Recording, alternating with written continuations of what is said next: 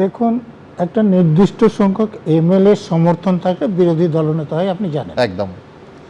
তো 80 জন বিধায়কের দরকার নেই, তো তারপরেও সই জাল কেন করা হয়েছে? কারণ দীর্ঘদিন জালিয়াতি করতে করতে জালিয়াতিটা অভ্যাস হয়ে গেছে। না হলে জালিয়াতি করার তো কোনো দরকার ছিল না। আপনার একদম, হ্যাঁ, 29-30 হয়ে যেত। এটা 1 নম্বর গেল। 15% লাগে, 30টা ম্যাক্সিমাম। হ্যাঁ, তা আমি যেটা বলতে চাইছি, হ্যাঁ।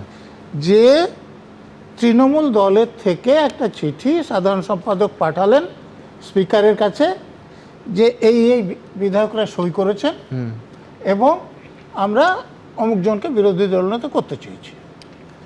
এখন যে কিছু সংখ্যক এমএলএ বলছেন যে আমরা সই করিনি, তাহলে কি হতে পারে? যে তারা সই করেছেন তারপরে বলছেন করিনি, অথবা তারা সত্যিই সই করেননি অথচ তারা সই করেছে বলা হয়েছে। আমি শুধু যোগ করি, তারা সিআইডিকে শুধুমাত্র বলেছেন তাই নয়, সিআইডি বলেছে যে পুরোটা ভিডিও ক্যামেরায় রেকর্ডিং হয়েছে তাদের বয়ান হিসেবে। এটা তো কোর্টে প্রমাণের সময় এটা লাগবে, ঠিক। কিন্তু আইন যেটা বলছি, দুটো জিনিস আপনি খেয়াল করুন।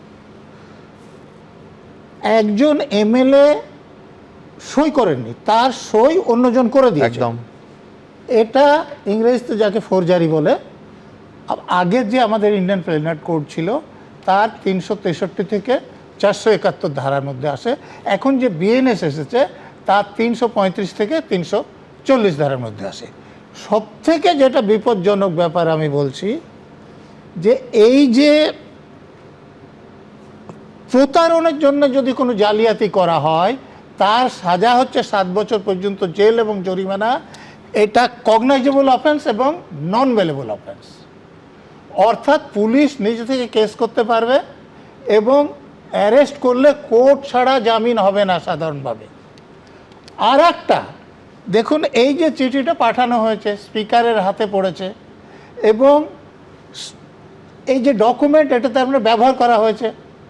আগে যেটা 471 ছিল এখন সেটা 340 হয়েছে।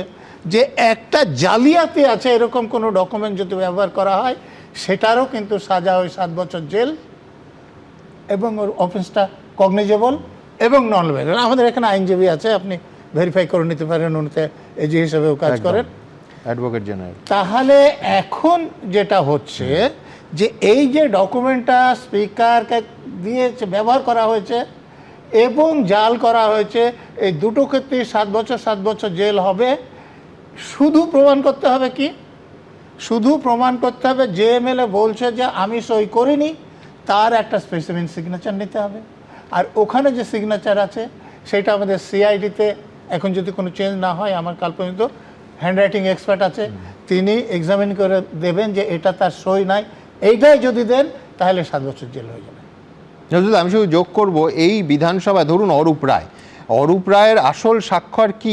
তো উনি তো এর আগের দফাতেও মন্ত্রী শুধু ছিলেন না, অবশ্যই বিধায়কও ছিলেন এবং বহু সইয়ের স্যাম্পল তো বিধানসভাতেই আছে। তো আগের স্যাম্পলগুলো নিলে তো সেটা অনেক বেশি প্রামাণ্য হবে। এখন সই নিতে গেলে কিছু কারচুপির সম্ভাবনা থাকতে পারে, যেহেতু ওনার দলের লোকের বিরুদ্ধে এটা যাচ্ছে। আর একটা কথা আপনাকে খেয়াল করতে হবে, যে দেখুন সিআইডির লোকেরা একটা নোটিশ দিয়েছিল। আগে আমাদের যে সিআরপিসি ছিল এটা 160 ধারায়, উনি গেলে সেখানে 161 ধারায় হতো। এখন এই ধারাটা চেঞ্জ হয়েছে, 179 এবং 180 ধারা এসেছে। এরপরে কিন্তু আরও একটা ধারা আছে পুলিশের সার্চ অ্যান্ড সিজারের, এবং সেটা আগে 165 ছিল, এখন 185 এসেছে। এবং এই ধারা অনুসারে পরপর ধারা যেগুলো আছে, আপনাকে ডাকা হলো আপনি গেলেন না, আপনার বাড়িতে আসা হলো আপনি ঢুকতে দিলেন না। পুলিশের কিন্তু ক্ষমতা আছে যে আপনার বাড়িতে জোর করে ঢুকতে পারে, বল প্রয়োগ করে, এমনকি দরজা ভেঙে ঢুকতে পারে, এরকম ক্ষমতা দেওয়া আছে।